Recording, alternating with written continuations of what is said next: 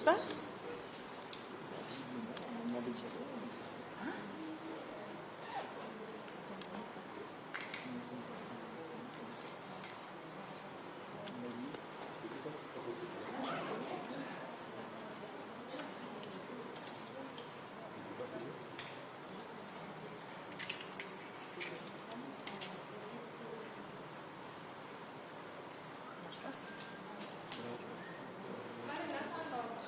Tu sais mettre le panier réel sur la chaîne?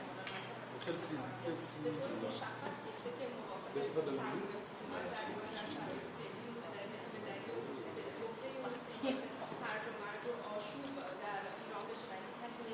T'as quoi comme souci?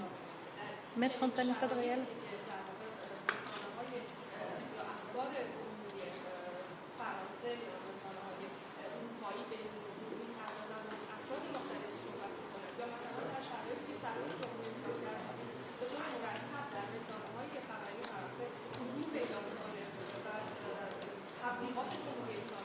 تکرار میکنه عقیداتش رو تکرار میکنه چنین کنفرانس‌هایی که بسیار مهم باشه برای صحبت از اینکه چه پیش خواهد آمد در آینده چه خواهد پیش خواهد رفت ولی رسانه‌ها به شکل‌های مختلف به این موضوع می‌پردازند جوانب مختلف نگاه می‌کنند نه تنها با فعالان بشر فعالان ایرانی در پاریس مثلا صحبت می‌کنند با ممالکان یا ارزش‌گذار صحبت می‌کنند با افرادی که به اسرائیل هستند یا ایالات متحده هستند در شرایط بررسی می‌کنند چه چیزهایی بیشتر دیگر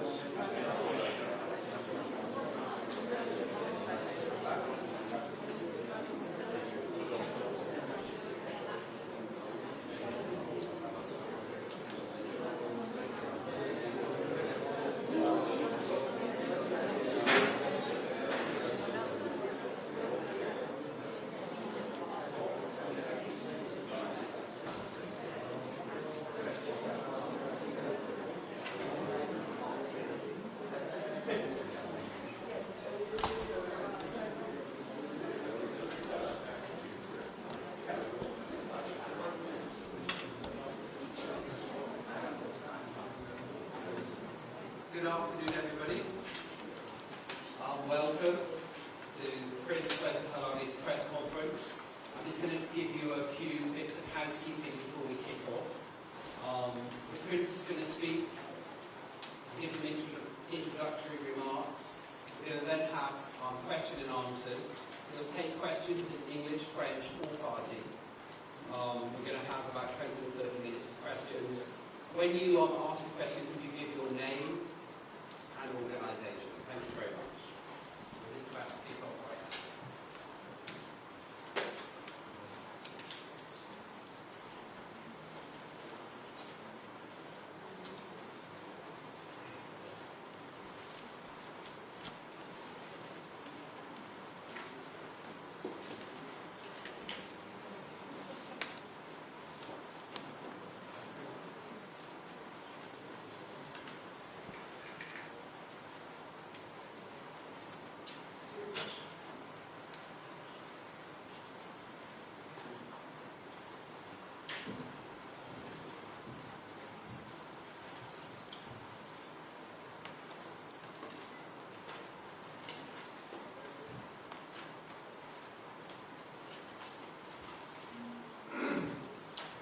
Ladies and gentlemen, members of the International Press Corps, good afternoon. Thank you for being here today. This is a historic moment for our nation. I will begin with a brief message to my compatriots in Iran in Persian, which I will then translate. همین ایران عزیز ما به جنگی کشیده شده که بانی آن شخص علی خامنه‌ای و فرقه تبهکار و ویرانگر اوست. او اقتصاد کشور را به ورطه نابودی کشانده، زیرساخت‌ها و منابع ملی را به تاراج برده، ثروت ملت را برای ساخت سلاح هسته‌ای هدر داده، امنیت ایران را در هم شکسته و حاکمیت ملی را از ملت ایران رویده است. این رژیم شکست خورده، در لبه پرتگاه فروپاشی است و دیگر نباید ادامه پیدا کند. زمان پایان دادن به این تباهی و آغاز دوران نوین ایران است. زمان طلوع دوباره شیر و خورشید ایران. My fellow compatriots, our beloved Iran has been dragged into a devastating conflict, the architect of which is none other than Ali Khamenei and his corrupt, destructive faction. He has driven our nation's economy to the brink of collapse, plundered our national infrastructure and resources, squandered the nation's wealth on developing nuclear weapons, shattered Iran's security, and stolen the sovereignty of the Iranian people. This regime is defeated, teetering on the edge of collapse and must not be allowed to continue. The time has come to end this reign and begin a new era for Iran. This is a new dawn for Iran's lion and sun. Ladies and gentlemen, over the past few days, I have spoken with people across Iran from every walk of life. An officer in the armed forces, a mother fleeing Tehran, a factory worker from Tabriz, a young woman, activist for the Women Life Freedom Movement. These voices represent a nation embattled but resilient, that is not asking for its freedom, it is fighting for it. From the 1999 student protests, to the Green Movement, to the 2017 Dema and 2019 Aban uprisings, thousands of Iranians have given their lives in the fight for Iran's liberation. Today, millions of my brave compatriots continue the fight. One of their stories moved me deeply. In September 2023, Jawad Haydari was murdered protesting the Islamic Republic's killing of Mahsa Amini. His sister has continued his fight. She is one of the hundreds of activists the regime has arrested and harassed in recent days. When security forces raided her home, she cried out, "Oh God, where shall we go? Where shall we go to flee from your tyranny?" One by one, her neighbors began to respond to her, "We're not going anywhere. They," meaning the regime, "are the ones who've got to go." These words echo in my heart, and should echo in every corridor of power around the world. Today, it is clearer than ever. The Islamic Republic is collapsing. Credible reports indicate that Ali Khamenei's family and the family of senior regime officials are making preparations to flee Iran. The regime is on its last legs in towns and cities across the country. The military is fractured. The people are united. The foundation of this 46-year tyranny are shaking. This is our Berlin Wall moment. But like all moments of great change, it comes fraught with danger. We stand at a crossroads. One road leads to bloodshed and chaos, the other to a peaceful and democratic transition.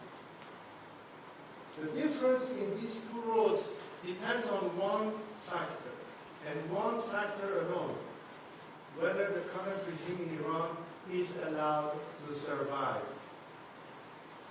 If the West throws the regime a lifeline, there will be more bloodshed and chaos, because this regime will not submit or surrender after it has been humiliated. It will lash out. As long as it is in power, no country and no people are safe, whether on the streets of Washington, Paris, Jerusalem, Riyadh, or Tehran. There is only one way to achieve peace: a secular, democratic Iran. I am here today to submit myself to my compatriots, to lead them down this road of peace and democratic transition. I do not seek political power, but rather to help our great nation navigate through this critical hour towards stability, freedom, and justice. To the people of Iran, I see your courage, I feel your pain. I know you are suffering. I know many of you are afraid for your loved ones, your children, your future. So I speak to you today with a heavy heart. I worked for years, for decades, so that the scourge of war would never reach the borders of our land. Seeing the images of the people of Tehran forced to flee our beautiful capital, the explosions in Isfahan, the fires along the Persian Gulf, all filled me with pain. But more than pain, I am filled with anger, because this war is the result of the selfishness, hatred, and terror of one man, Ali Khamenei. While he directs this war from the safety of his hidden bunker, he uses our people as human shields. It is time to end the suffering. So today, I have a direct message for Ali Khamenei. Step down, and if you do, you will receive a fair trial and due process of law, which is more than you have ever given any Iranian.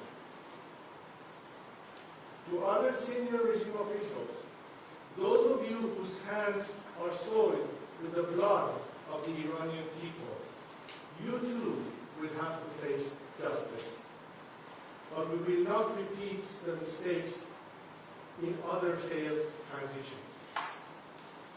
To those of you who are loyal to the Iranian nation and not the Islamic Republic, there is a future for you in a democratic Iran.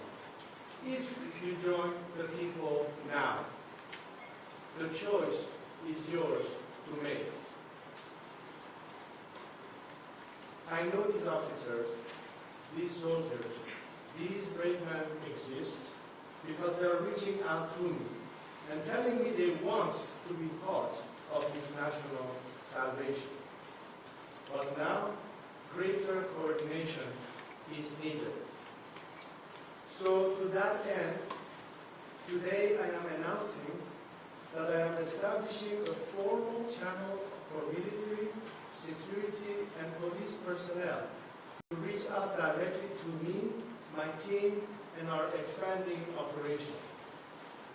This is a secure platform to efficiently manage the growing volume of inbound communications and requests from those breaking with the regime and seeking to join our movement. For those patriotic members of our armed forces, the time is now to join the nation. If you do, I will make sure your service to Iran is not forgotten and is celebrated. To the international community, now is the moment to stand with the Iranian people. Do not repeat the mistakes of the past. Do not throw this regime a lifeline. You are right to be concerned about stopping nuclear weapons and securing regional stability. Only a democratic transition in Iran can ensure these goals are achieved and are lasting. Take, for example, the destruction of Natanz, Isfahan, and Fordo enrichment facilities. Yes, this has diminished the regime's domestic nuclear enrichment, but it does not diminish the regime's intent to acquire and use nuclear weapons. The regime, enraged and emboldened, will be seeking revenge and can acquire nuclear weapons from other rogue regimes like North Korea.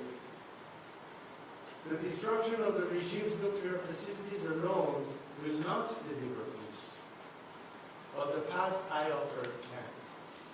So work with us to ensure a peaceful transition. Now is not the time for hesitation. Now is the time for principled action from each of us. 46 years ago, when my late father and our family were forced to leave Iran, I took an oath to God and to my country. I would not turn my back on Iran or the Iranian people. Every day since, I have dedicated my life to my compatriots, and today I am here to reiterate it and to put myself at their service. I am stepping forward to lead this national transition, not out of personal interest, but as a servant of the Iranian people. I have a clear plan for transition and national renewal. Our transition and future democracy will be based on these three core principles: Iran's territorial integrity, individual liberties and equality of all citizens, separation of religion and state. The final form of this future democracy we seek will be for the Iranian people to decide in a national referendum. What I offer is not just a vision for the future of our country, but a plan to execute a peaceful, orderly transition. To achieve that, today I am announcing the following initial steps. First, I will convene a National Unity Summit. This gathering will include activists, dissidents, and groups from across the ideological spectrum who agree to these three principles. It will not be limited just to political groups, but business leaders, professionals, experts, and other groups with influence across Iranian society. This summit's objective will be to agree on a roadmap for democratic transition and reconstruction. Second, in parallel to the democratic process, I am developing an economic plan to rebuild Iran. We have already launched the Iran Prosperity Project, a comprehensive plan for the economic reconstruction and social stabilization of our country in 3 phases. The emergency phase of the first 4 to 6 months, the establishment phase of 18 to 24 months, and the normalization phase, which is long-term. In the coming days, my team of experts will publish the plans for the first 100 days after the collapse of the Islamic Republic based on this work. We are bringing together some of the world's greatest investors, builders, entrepreneurs, and experts who care about Iran and see its immense potential. They stand ready to put in the expertise, the talent, and the capital to rebuild our nation and turn it into one of the world's most attractive markets. Imagine this new Iran, a free and democratic Iran, living at peace with our neighbors, an engine of growth and opportunity in the region, a beacon of culture, innovation, and pride in the world. It is within our reach. We are proud, ancient, resilient people. The task before us Iranians today is no less than the ones faced by the great leaders, the great unifiers, the great builders of our history, like Cyrus the Great. As we embark on the final steps of this path to national revival, to liberation, to peace, we continue to be inspired by him. To my compatriots, this is our moment. I am with you. Let us build this new Iran together. Thank you.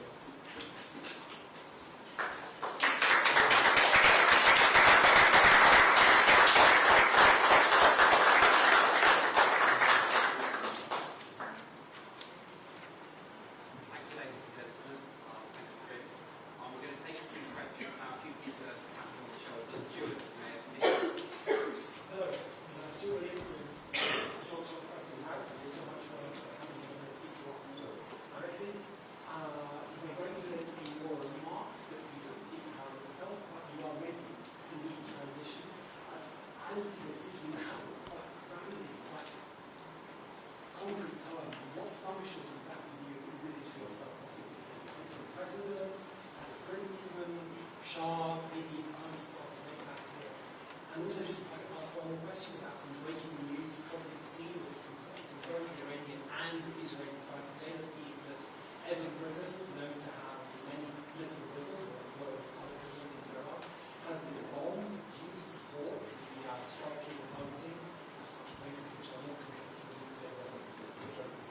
Thank you so much. As I said, I'm stepping in to lead this transition. I don't believe I need a title to play that role. The important thing is to be someone who can galvanize the nation, unite as much as possible the majority of democratically minded secular forces within the opposition and the political spectrum, as I mentioned.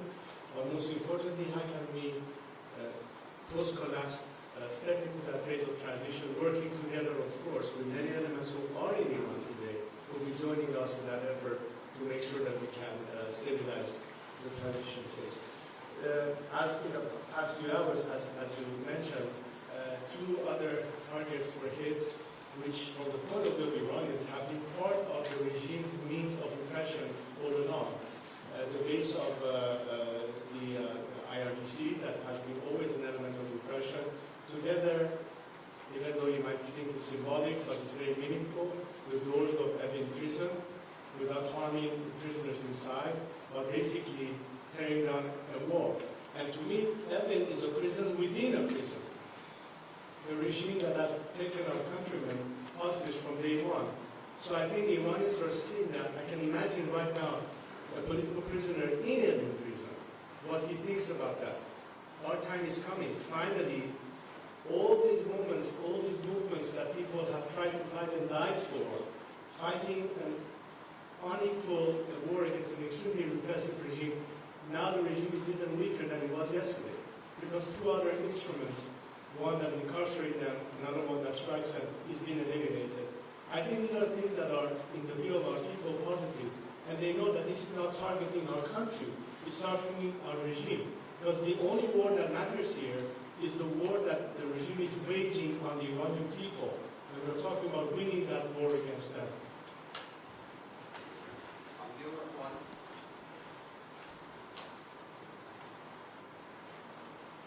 BBC. Harry. CNN. Sorry. I thought you were BBC. CNN. I'd like to ask you, you said that the regime is collapsing. What do you think the role of the American strikes will be? Is there not a danger that they could unite the people behind the regime, however unpopular it is? And there's a lot of reporting to suggest people are more clearly opposed at this stage to the war than they are to the regime. They would have. It's a result of all this for the regime to still survive. Because they know that the regime will lash out against them in vengeance.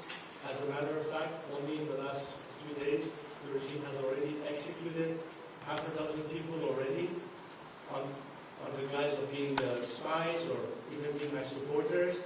The regime is ultimately what people fear the most. They want to make sure that at the tail end of all this regime actually collapses, which is what I mean by saying go through another lifetime.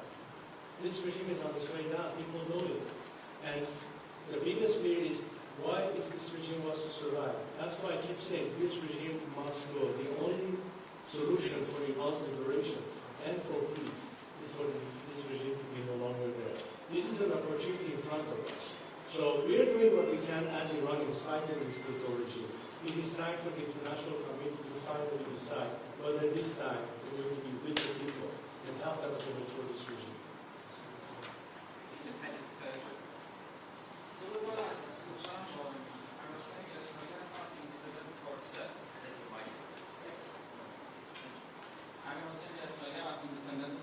حالا از آقای ترامپ دیروز در شبکه اجتماعی خودشون نوشتن ازمت رو به ایران بازگردون. خب همه ما میدونیم که این بازگشت ازمت طبیعتا منظورشون اشاره به دوران حکومت پادشاه فقید ایران پدر اساتوره داره. آیا این نوشته آقای ترامپ از دیدگاه شما به معنای حمایت از بازگشت شما به ایران در صورت تغییر رژیمه و اینکه آیا شما و مشاورینتون با آقای ترامپ و دولتشون در ارتباط هستید؟ از سوال بعدی هم اینه که بعضی از هموطنان ما در ایران نگرانن که نکنه این جنگ و درگیری ها تمام بشه و همچنان جمهوری اسلامی بمونه. نظر شما در مورد این مسئله چیه؟ بخش دوم سوالتون رو اول پاسخ میدم که همین پاسخی بود که دارم که تنها نگرانی که باقی مونده برای همین امور این نیست که آیا رژیم تضعیف شده و در حال از بین رفتن، این که کاملا مشهوده. اما آیا ادامه این جریان باعث همچنان برپا موندن رژیم خواهد بود یا نه؟ به همین دلیل هستش که به جامعه بین‌المللی می‌گوییم این رژیمی که در حال فروپاشی است رو بار دیگر یک پناه نجات براش نفرستیم.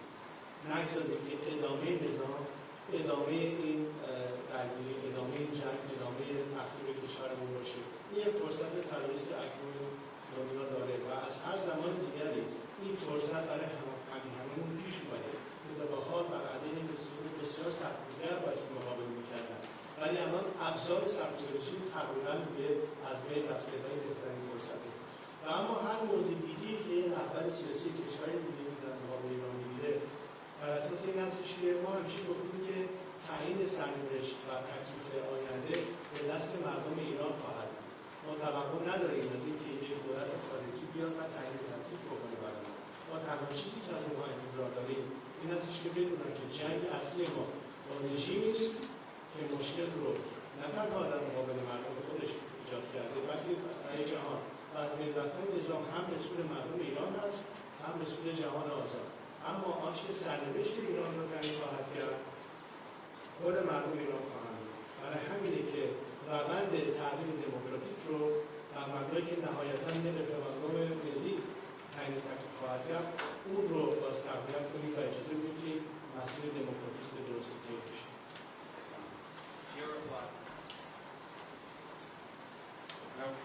I work for Europol. Just one question. We have just learned that Israeli military strikes have hit elite prison. What is your reaction about this strike? I think I answered the question, but I will repeat my answer. This is yet another indication of how the regime and its apparatus of either incarceration or repression has been targeted. And the way people look at it is that another aspect of the regime means oppressing its own people is being neutralized, therefore opening even more opportunities for them at the right time to step in and move on the final issue of this regime. These are positive elements that people see finally at the end is near and gives them more encouragement that now we have a much better chance of succeeding because this regime no longer is every day is using more of its apparatus of repression. Feel free to ask your question in French as well if you're more comfortable. I can answer it in French as well. Bonjour Stéphanie Perez de France Télévisions. Justement, je voulais vous demander dans un premier temps de nous expliquer en français quelles seraient les grandes lignes de ce plan de transition dont vous parlez. Et dans un deuxième temps, j'aimerais savoir si vous avez estimé le soutien populaire dont vous pourriez bénéficier, parce que beaucoup d'Iraniens avec lesquels nous sommes en contact voient aussi en vous un allié d'Israël qui est le pays en ce moment qui est la Grèce. Je pense que, comme je l'ai expliqué tout à l'heure, la seule guerre qui existe, c'est la guerre du régime contre sa propre population. Pendant 46 ans, ce régime n'a fait rien que pour venir la main de fer contre nos propres concitoyens, pour pouvoir exporter l'idéologie à travers le monde, soutenir à travers le terrorisme la menace nucléaire. Et tout ceci n'est pas l'option finale pour délivrer ce pays, non seulement en vue de liberté, mais aussi de stabilité de paix régionale. Aujourd'hui, nous voyons que des pays qui ont été obligés de réagir contre la menace de ce pays ont dû prendre les mesures nécessaires. Mais on voit très bien que les cibles ne frappent pas le peuple, les intérêts nationaux, mais tout ce qui est des instruments de menace ou de répression du régime, notamment aujourd'hui même. Le site frappé de Massige, qui est, vous le savez, un des éléments que le régime a toujours utilisé pour la répression intérieure, ainsi que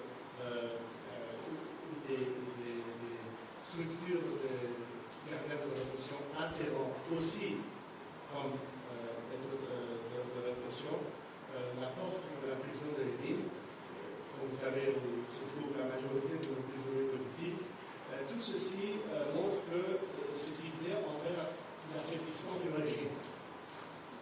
Et l'interprétation nationale, ce n'est pas une guerre contre le peuple, mais c'est une guerre contre le régime qui est notre ennemi. Et donc je pense que les Iraniens ne se sont pas menacés comme si c'était une attaque, comme à l'époque de Saddam Hussein au Liban et qu'on en guerre avec ce pays. Mais le fait que c'est encore une fois un élément qui équilibre une chance pour le peuple de réagir, parce que tous ces mouvements que nous avons eus, y compris le mouvement de femmes et liberté après le meurtre de la Marsamini, les décrets étaient mais comment tout le monde, au-delà d'un certain stade, vraiment se soulever contre ce régime si de répression.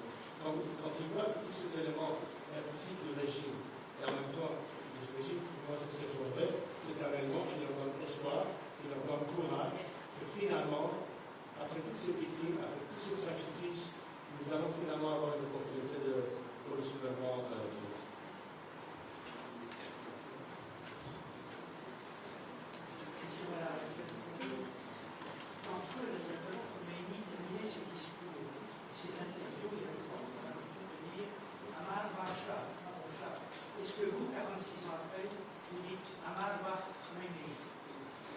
Dans le peuple Khomeini est mort au dictateur. Mais pourquoi? Parce qu'ils savent très bien que l'ennemi est intérieur, l'ennemi n'est pas extérieur.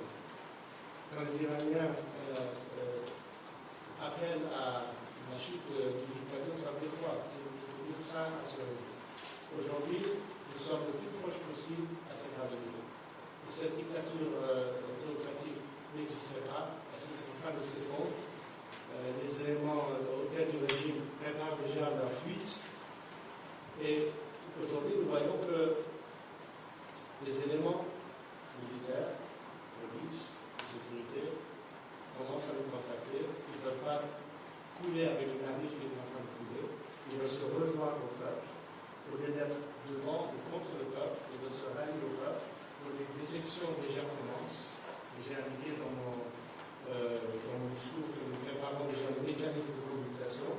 Tout ceci, c'est en vue de préparer, comme on dit, le terrain dans cette phase actuelle jusqu'à la chute du régime, mais surtout, qu'est-ce qui va se passer pendant cette période de transition.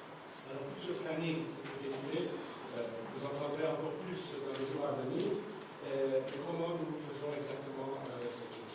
Avec la coopération et collaboration des forces intérieures et bien entendu la mobilisation des forces au-delà du pays qui travaillent ensemble sur ce sujet. Et bien entendu au niveau international, quelle sorte de coordination pourrait exister avec les gouvernements qui les concernent. Tim Ross from Politico. So the United States Secretary of State and the government of Israel have both said that regime change is not a war objective. Would you like regime change to be a war objective, even if that means Israeli and potentially American troops fighting in the streets of Tehran? My position has always been throughout the years that it is not any foreign government's mission or job or policy to define it as being regime change. The question, however, is for this government to recognize that this is the ask of the Iranian people. In support of their liberal and democratic aspirations, where do particularly Western democracies stand? Are they going to continue to appease this regime and throw it another lifeline at the expense of the Iranian people? Or will they this time recognize that this is a golden and historic opportunity to put an end, on the one hand, for a regime that has repressed its own citizenry for its own benefit all these years, but also to put an end to any threat that this regime represents. If America or Israel had to respond under whatever threat, ultimately they had to recognize that by a change of regime, everything changes. So it's not that they need to advocate for regime change. It is that they simply have to recognize that regime change is the only ultimate solution, which is exactly why I'm here today, and what we need to work together so that A, we guarantee Iran and Iranians a democratic future, but also through that democratic future, we will give the world a sense of relief and trust that that element will lead to stability, to peace, and an end to any aspect that has been threatening and menacing the world and the region because of the nature of this region.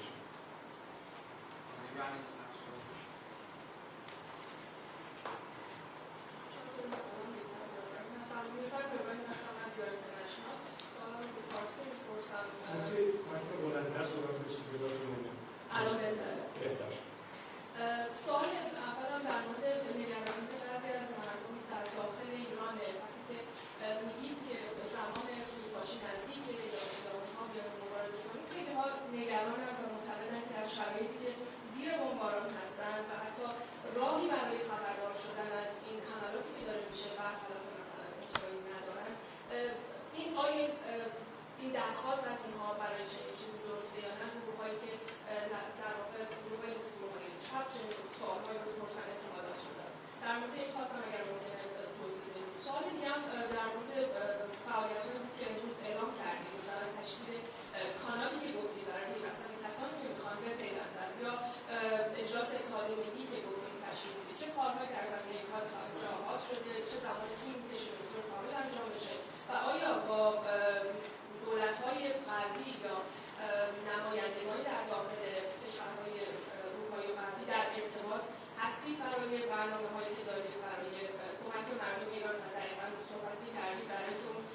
نگرانی از ماندن جمهوری اسلامی وجود نیاد یا این جلوه نجاتی که میدید برای جمهوری اسلامی نفرستن. اول بگم که شما درجه هوشمندی و هوشیاری همیهنان رو دست کم نگیرید. کاملا میدونن که چه زمانی میتونن حرکتی رو انجام بدن و طبعا شرایطی که در این نظامی هستش خب بهترین فرصت برای این کار نیست ولی زمانش خواهد رسید. آنچه که مسلما دارم تشخیص میدن هستش که تمام عوامل سرکوب نظام رو دارن کم کم در مقابل خودشون دیگر نمیبینن و این باز دوباره کمک میکنه به اینکه این فرصت فراهم بشه برای اون جنبش نهاییشون.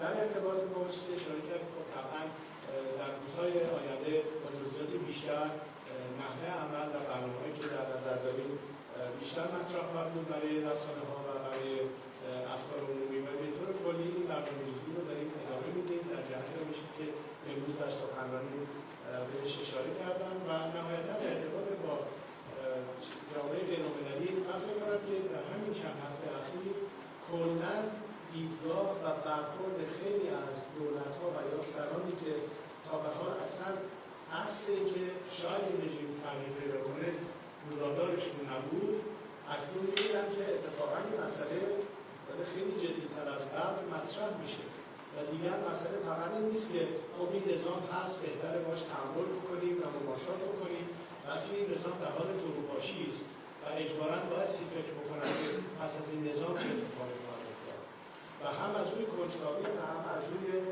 نگرانی وارد صحبت خیلی مستقیم‌تر از قبل با خود من یا تیم من و دیگران شدن و به نظر من بیشتر برای همیهنان رو در داخل میگم که بالاخره نه تنها صداشون رو بیشتر انتظاری برسونیم که به چه شکلی جهانیان میتونن در حمایت از مردم ایران و خواستشون کمکی باشن ولی این توجهی که تا به حال خیلی کمتر بوده امروز روز به روز داره مشروط‌تر میشه به خصوص در این روزهای اخیر.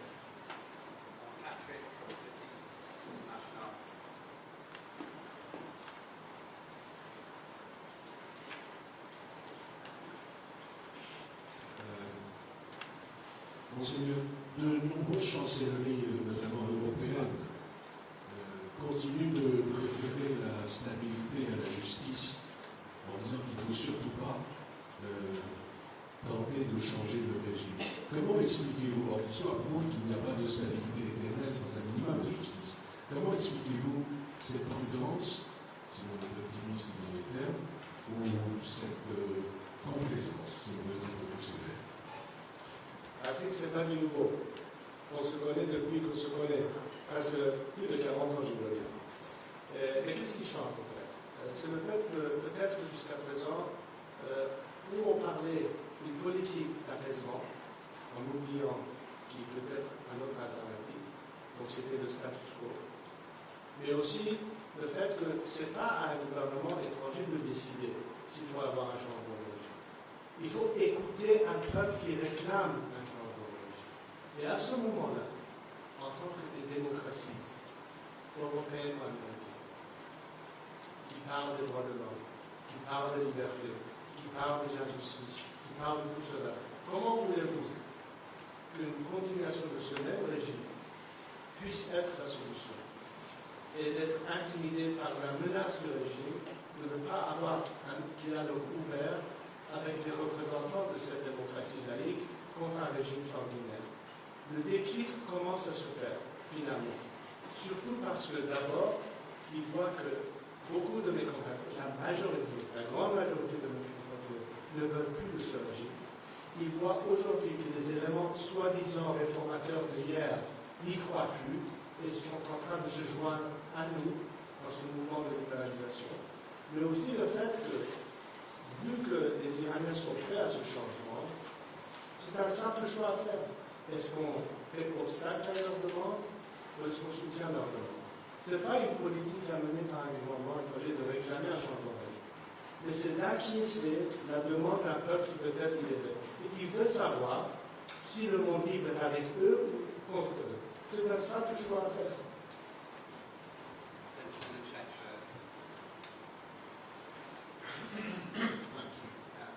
Hastings from the I paper from the UK. Our Prime Minister Keystone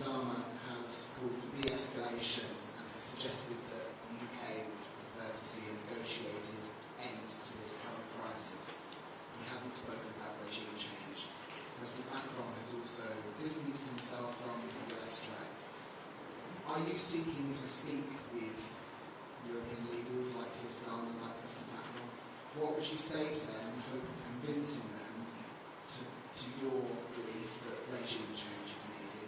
And, I mean, they're not going to change overnight.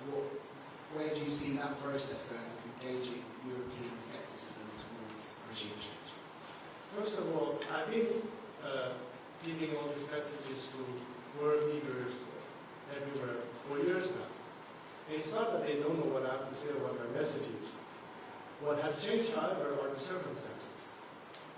And because the circumstances are now changing, in the sense that they visibly see the level of fragmentation of the regime and its near collapse, which is very near, the fact that the regime is completely dismantled with its apparatus of repression that until now helped it sustain itself, and eliminating the greatest danger to a nation that unarmed are trying to, through civil disobedience and non-violence way, achieve their freedom. The playing field has now been equalized. My message remained the same as it was 20 years ago. But unfortunately, the truth is that because the pursuit of appeasement and the fear of a regime that takes hostages and intimidates Western governments to have an open dialogue with the forces of democracy, they have always shied away and been fearful of talking to someone like me. I think this is changing. I think we have much more receptive views. What I would like to be able to do, given the opportunity, is to explain the mechanics of that change so they understand how we intend to do it, what we propose as an instrument, where can they, in fact, facilitate that or assist us.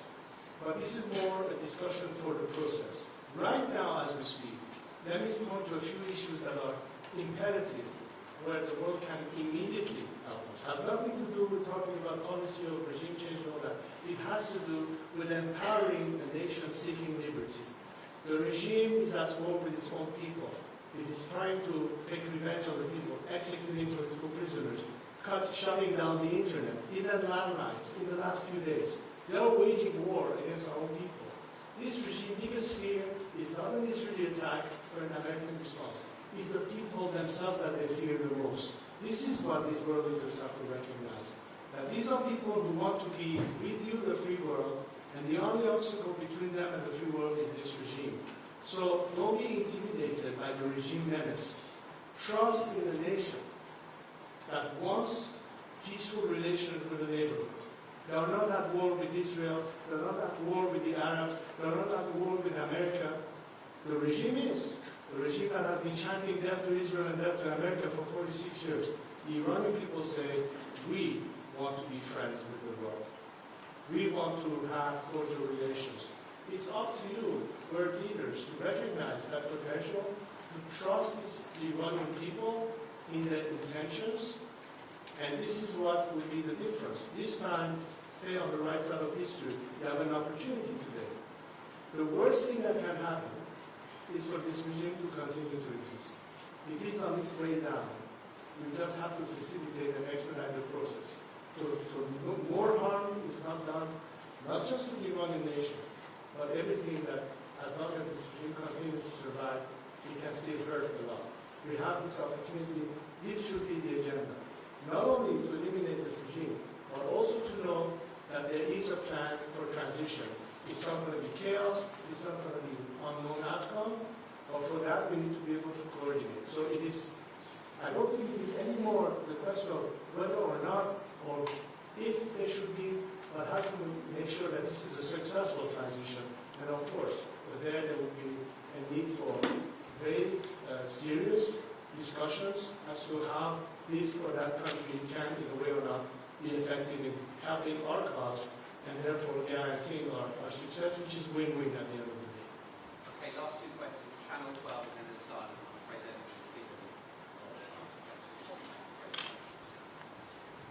hello, and thanks for being here today, for your courageous stance. I'm Elad from Israeli Channel 12. I wanted to ask you whether you're in contact with any Israeli officials or representatives, and how do you picture relations between the two countries in the day after the regime will be changed? And also, you mentioned some of the previous attempts on to civil unrest top of the regime that have been unsuccessful. What makes you optimistic that this time will be different? Well, first of all, my team has been, and myself in some cases, in contact with the representative of race governments. As you may know, 2 years ago I traveled to Israel and met at the top level of leadership over there. There's an obvious understanding of the vision and what could be the future of a different Iran and how does that play to, what could be, unlike this regime, the future of our region. I mentioned the fact that we do have the Abraham Accords, which of course was sabotaged by the regime. I think we should elevate that to the Cyrus Accords, which includes Iran as a key player into that, and making sure that ultimately we find that we have a neighborhood that is stable and at peace with one another. This is the vision, and I think this is a message that has resonated very well, at least regionally. But you're right, is this time different? It is different in the sense that, as I pointed earlier, we have had many uprisings in Iran, at least in the last decade. The last one being, of course, the Women Life Freedom. And all those brave souls that have died in the process did not need to have a guarantee of success before they committed to it. They are still resilient. They will still continue fighting. But what's different this time? This time they see that the regime's instrument of repression and terror is being decimated, it's been neutralized, and they understand that this is not a war against them, it's against the regime itself. That in fact is helping the Iranian people by utilizing the regime's instrument that so far has been killing left and right our brave compatriots in all of this movement. And this time the Iranian people say, maybe we have a chance. Look, we have seen history many times and its ebbs and flows, right? But ultimately the Berlin Wall came down. The Soviet Union did collapse. The dissidents in those countries finally got their chance. I'm sure that Nelson Mandela or Lech Walesa could not do this at some point without some level of solidarity, not just as a labor movement in Poland, but solidarity in the sense of the world coming to their systems. And the Iranian people are not asking for anyone to do the job for them. What they're saying is that it will be far less costly for us to succeed if this time you are with us, as opposed to continue a policy of appeasement and throwing this regime another lifeline. Because what would the regime do with this lifeline? It would retaliate, it would take revenge, it's already trying to do that. So for the sake of the Iranian people and for the sake of the world, we have this opportunity now. We will do whatever it takes as Iranians to fight that fight. But the world needs to consider that the consequence of that change would put an immediate end to all the threats that this regime has represented, whether it's a nuclear threat, or terrorism, or radical ideology spreading, and how it's impacting Europe, it's seen in many countries, and all of that can be reversed. Not only that, but beyond security and stability, economic opportunities. How can Iranians benefit from that? How can the world benefit from that? Because we are no longer dealing with a regime that is a mafia-like corrupt system that squanders our natural resources at the expense of the Iranian people to spend it on nuclear programs or supporting its proxies in the region. We talk about a national government, first and foremost concerned with the prosperity of its own country, by means of creating all the opportunities, but also to tell the world Iran is an incredible, as I said in my speech, is a huge potential for investment and growth, and that's also in the interest of the world. But you're not dealing with a corrupt mafia anymore. You're dealing with a country that is on terms with all the rules and regulations and principles of standard practice of business and what have you. That changes everything. This is, I think, what the world needs to be focused on. How can we make sure that this is the ultimate outcome? So we have a job to do, and I hope that through this dialogue and working beyond what we have to do as Iranians among ourselves, how can we communicate and explain to the world this is how you can help us now, and in the long term, what opportunities we will create for the world. That's pretty much, I think, the course of action that we will see in the next few months. And of course, there will be much more for us to explain to all of you, but this is where we are at this stage. Okay, last question on Keystone. Thank you. Yes, Keystone to Islam. How much of a threat does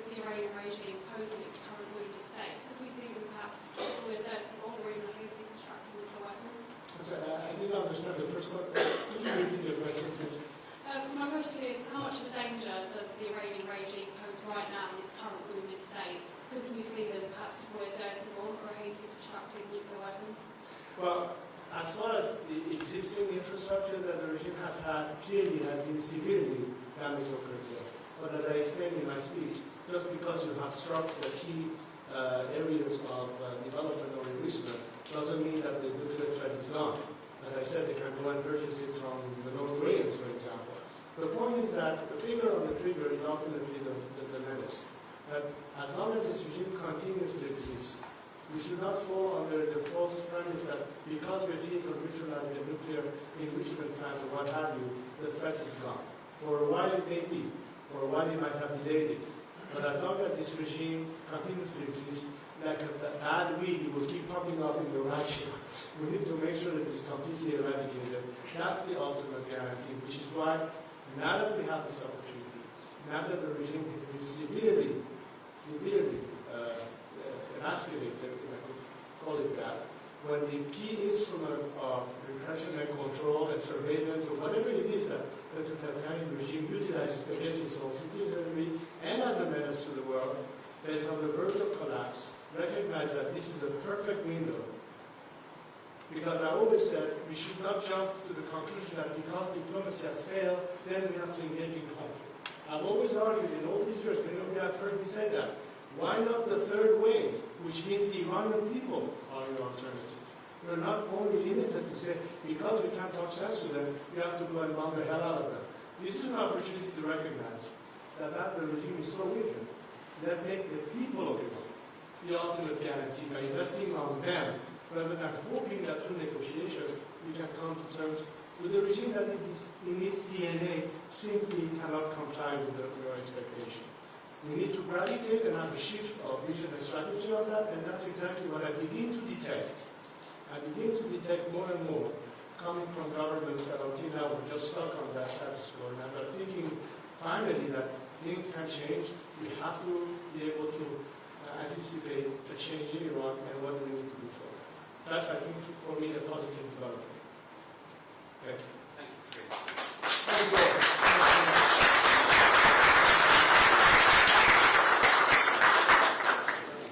If you have any video questions, you're over here, George at the back.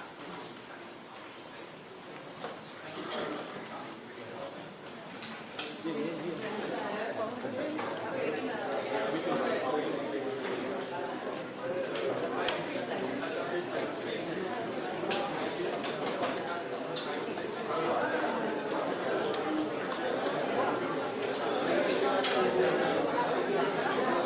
Hein? C'est fini en fait.